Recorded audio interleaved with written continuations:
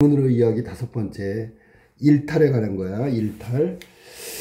여긴 여러 학자들 얘기 나오니까, 그리고 특히 우리가 알고 있는 아노미 같은 그런 아주 일상적인 일탈 이론 있잖아. 그런 거 나오니까 좀 약간 친숙한 지문이라고 봐도 돼요. 자, 보세요. 일탈은 대개 한 사회에서 일반적으로 받아들여지고 있는 사회 규범이나 행위 양식에 어긋나는 행위, 그걸 일탈이라고 한다. 그러니까 사회에서 일반적으로 받아들여지고 있는 것들은 사회 구성원은 받아들여야 하는 거잖아. 근데 거기서 벗어난다. 그러면 그것을 일탈행위라고 한다.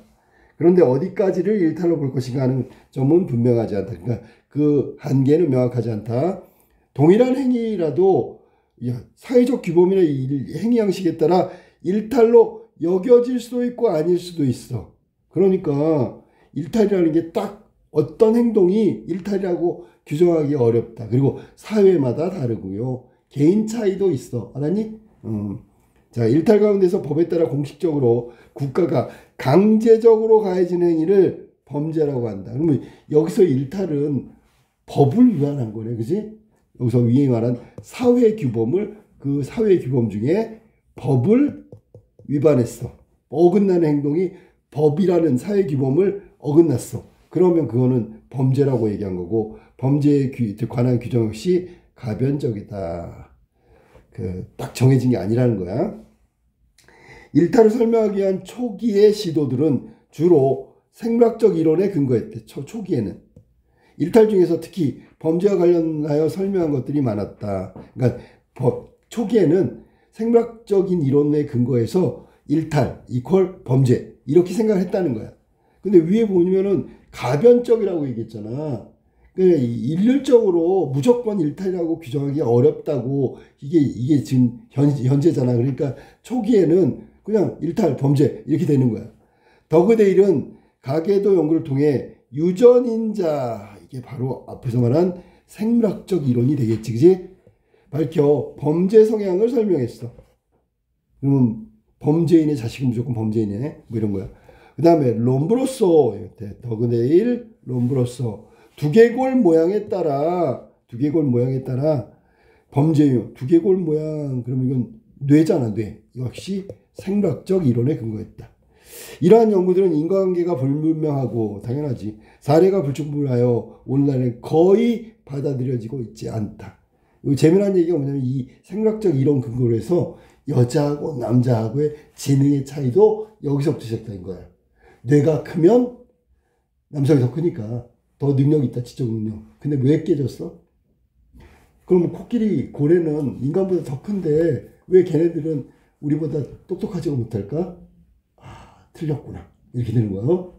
비슷하지, 그지? 범죄에 관한, 일탈에 관한 것도 생물학적 근거, 여성과 남성의 지적 능력에 대한 차이도 생물학적 근거에서 시작된 거야. 그러면 이 근거가 막히면 어떻게 되냐면 새로운 근거를 막 찾아. 합리화시키려고. 자, 봐봐. 이후에 일탈의 원인을 밝히기 위한 사회학적 연구. 첫 번째는 생물학적 연구가 기본이었는데, 이번엔 사회학적 연구. 자, 뒤르켐의 아놈이 나왔다. 대표적이다. 아놈이라는 건 무규범 상태를 일컫는 말. 아놈이, 기억해도 급격한 사회변동에 개인의 행위를 규제할 수 있는 일관성 있는 사회 규범이 사라지는 혼돈 상태. 이러한 걸 무규범 상태가 바로 아놈이다. 뒤르켐은 다양한 규범들이 공존하고 있는 현대사회의 아노미는 일반적인 현상이라고 지적했어요. 일반적. 자, 다양한 규범들이 공존하고 있으니까 현대사회에서의 무규범 상태, 아노미는 일반적이다. 아노미는 사회 전체를 불안정하게 할 뿐만 아니라 개인도, 그 안에 속해 있는 개인도 삶의 가치 목표를 상실하고요. 다 일탈의 원인이 된다고 규정한 게 뒤르켐 아노미란 말이야. 자, 그 다음에 뒤르켐과 달리 머트는 반대가 되겠지. 문화적 목표와 제도적 수단 간의 괴리를 아노미라고. 아노미에 대한 규정이 다르네. 문화적 목표, 제도적 수단, 문화적 목표와 수단이 괴리. 이게 이제 비현실적이라는 얘기야. 떨어져 있다는 얘기야. 아, 사회 구성원들이 추구하는 문화적 목표하고 그 사회가 인정하는 제도적 수단 사이에 괴리로 인해서 아노미가 일어난다. 그래서 아노미에 대한 진단을 뒤르켐하고 듀르켐하고 머튼은 다르게 보고 있다. 알았니? 듀르켐은 무규범 상태, 사회 규범이 아예 지켜지지 않고 다 사라져 버렸어.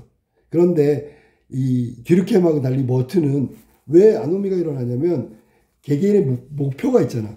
그리고 그것을 실현하는 수단이 있는데 이게 경격간 차이가 있다. 그게 아노미다고 얘기하는 거야. 머튼의 아노미 상태에서 개인이 적응하는 방식을 동조, 혁신, 의례주의, 도피주의, 반역 등으로 나타내서 설명하고 있다. 문화적 목표 제도 수단을 모두 받아들이는 경우 동조, 문화적 목표를 수용하되 제도적 수단을 거부하는 경우를 혁신, 의례주의는 문화적 목표는 거부하되 제도적 수단을 수용하는 경우, 이거를 의례주의. 그러니까 목표는 취하고 수단은 목표는 거부하고 수단만 수용하는 경우 의례주의. 그 다음에 도피주의. 문화적 목표와 제도 수단을 모두 거부하는 경우 반역은 문화적 목표, 제도적 수단 모두 거부하는 것뿐만 아니라 나아가 새로운 목표 수단을 찾고자 하는 경우 이렇게 해서 점점 급진적이다 라고 얘기할 수 있는 것. 자, 첫 번째 다시 한번 확인. 자, 동조는 모두 받아들이는 거야. 그 다음에 문화적 목표를 수용하는데 제도적 뒤에 걸 거부하는 게 혁신. 의례주의는 앞에 거 목표는 거부하고 뒤에 걸 수용하는 경우를 그거를 갖다가 의례주의라고 한 거고, 그 다음에 도피주의는 모두 거부한 거고, 반역은 모두 거부하고 새로운 걸 찾는 거다. 이렇게 해서 머튼이 얘기하는 아노미에 대처하는 그것을 설명하고 있는 거예요. 머튼은 아노미 상태에서 개인의 적응 방식이 다른 것은, 자, 개인별로 다른 것은 5가지 나왔을지 5가지. 개인이 사회화 과정에서 형성한 자아나 인성이나 가치관 등에 따라서 일어나는 거니까 사회화의 결과 때문에 개인의 적응 방식이 달라지는 거다. 일탈은 개인이 문화적 목표 달성에 필요한 제도적 수단을 갖지 못한 경우에 일어난다. 그러니까 목표는 정해졌는데 그걸 실현할 수단을 갖지 못했어. 그러면 일탈이 일어난다. 일탈에 관한 이러한 머튼의 이론은 일탈이 다양한 문화적 목표를 달성할 수 있는 제도적 수단이 온전히 갖춰지지 못한 사회구조적 한계에서 기인한다는 점을 강조했다. 그럼 개인이 아니라 개인보다는 사회구조적 문제로 일탈의 원인을 제시하는 거란 말이야. 자, 이게 지금 듀르켐하고 머튼의 일탈에 관한 얘기를 한번 봤어. 자, 그 다음에 볼까? 윗글의 내용의 기억을 위한 내용이다. 적절하지 않은 것은. 기억이 뭐냐면 잠깐 내가 앞에 거 확인해 볼게. 자, 기억은 머튼이래. 머튼. 이걸 바탕으로 머튼에 대한 이해, 적절하지 않은 거. 첫 번째, 아노미의 개념을 듀르켐과 다르게 정의했다. 맞았지? 다르다 그랬으니까 아까 반대라고 했지. 2번, 사회구조적 한계. 마지막 문장에 나왔네. 그지? 그 다음에 도피주의와 반역은 모두 거부한 공통점이 있죠. 맞았지? 개인의 사회화의 결과에 따라서 이게 바로 개인에 대한 적응 방식이 다르다고 아까 내가 읽으면서 밑줄 친 게 그거야. 왜 다를까? 그러면 이런 것 때문에 다르다는 얘기를 하고 있는 거잖아. 개인의 적응 방식이 다른 이유를 분명히 밝혔어. 자, 그럼 정답은 마지막 거. 문화적 목표와 제도 수단을 모두 받아들이는 동조를 통해 사회에 적응하는 것이 바람직하다고 봤다. 이걸 모두 받아들이는 건 동조가 맞고요. 이게 바람직하다는 얘기는 언급하지 않았으니까 5번이 틀린 거지. 그치? 우리 독서 비문학 풀고 있는 거 지금. 자, 그 다음에 두 번째 보기. 60년대 70년대 정부는 짧은 치마와 남성의 장발을 태폐적인 풍조라고 하고 엄격하게 단속했어.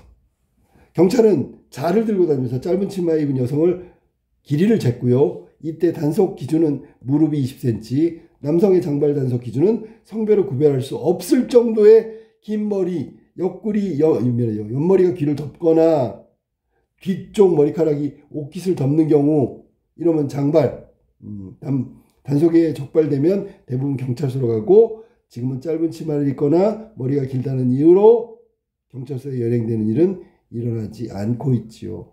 자, 그러면 보기를 통해 뒷받침할 수 있는 윗글의 내용을 서술하세요 라고 했지. 그럼 이거는 과거 1960년대 70년대 정부, 자, 엄격하게 그 규제했던, 단속했던 일화를 얘기했고요. 지금은 그렇지 않다고. 자, 이거는 1960년대, 70년대는 단속 대상이고, 지금은 단속 대상이 아니래. 그럼 동일한 건데 왜 다를까요? 라고 하는 것에 대해서 첫 번째 문단 나오지. 동일한 행위, 장발, 짧은 치마.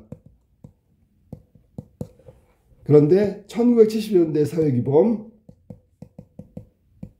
혹은 생활양식, 이건 첫 번째 문단에 나와. 이게 기준이란 말이야, 기준.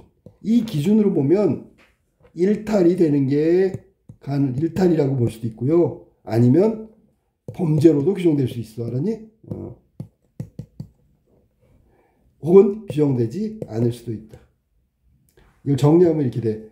동일한 행위라고 할지라도 사회 규범에 따라, 생활 양식에 따라 일탈이거나 범죄로 규정할 수도 있고 규정하지 않을 수도 있다. 이게 본문에 나오는데 본문 한번 확인해 줄게요. 본문 어디 나오냐면 아까 읽을 때 첫 번째에 나왔던 부분에 어디 있는데 동일한 행위라도 일탈로 여겨질 수 있고 아닐 수도 있다. 1960년대 70년대 일탈, 현재는 일탈이 아니다. 자, 이게 지금 일탈에 관한 사회 이론 듀르켐과 머튼의 얘기를 정리해 놓은 비문학이었어.